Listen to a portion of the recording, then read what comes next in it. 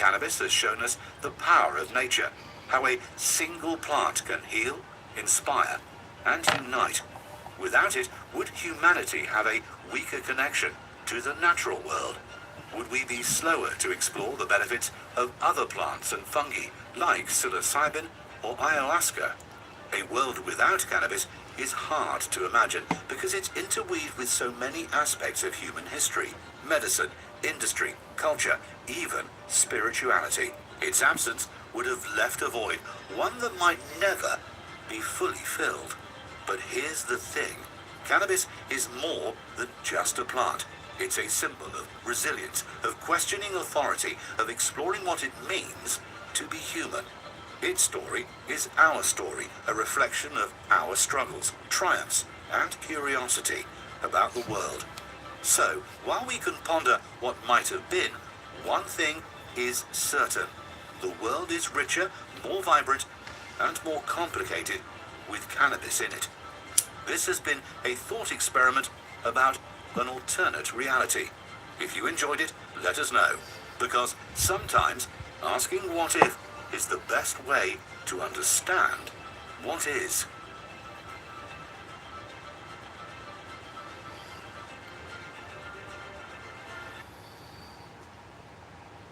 Shout out to the homie Show Me Sasquatch. He put this together for me. Not for me, but he know I'm gonna use it.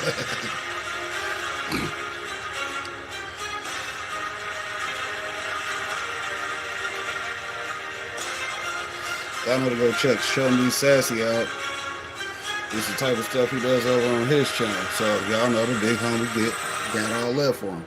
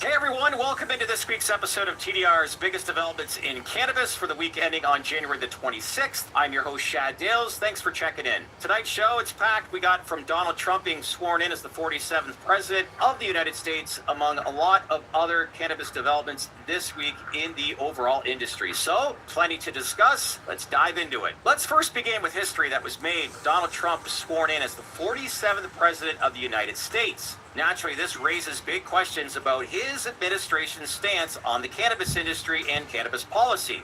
One immediate signal, the appointment of Derek Maltz as the acting DEA administrator. Maltz, a DEA veteran with decades of experience, is known for his tough on-drugs stance, particularly against synthetic opioids like fentanyl. But cannabis reform advocates might seem less thrilled opposing marijuana legalization and has even linked marijuana use to broader societal issues. However, he is open to the idea of evidence-based changes, stating that scientific research could sway his stance on the rescheduling of cannabis. So, is this a roadblock or an opportunity for cannabis reform? Only time will tell, but with Trump back in the White House, expect a shift in tone one way or another. In other big news, Mike Tyson and Weldon Angelos, they published a powerful op-ed on Fox News advocating for cannabis reform. This is a smart move to get the mega crowd talking. Let's face it, Fox News hasn't exactly been a cannabis-friendly platform. But Tyson's celebrity and Angelos' passpartum from Trump make them compelling messengers. Could this signify a shift in conservative attitudes towards cannabis? It's worth watching. Tyson, Angelos, and others might just succeed in reframing cannabis